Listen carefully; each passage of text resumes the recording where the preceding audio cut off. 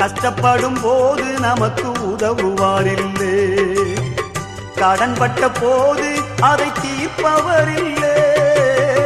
இஷ்டப்பட்ட தெய்வங்கள் எல்லாம் கும்பிட்டு பார்த்தாச்சு, நம்ம கஷ்டங்களை தீர்க்க அவை முன்வரவில்லை.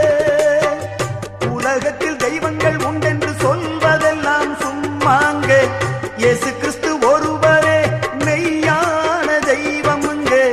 ஜனங்களின் பாவம் நீக்கி ரட்சிக்க வந்த தெய்வமுங்க. உனக்கொருவர் இருக்கின்றார், உன்னை விசாரிக்க துடிக்கின்றார்.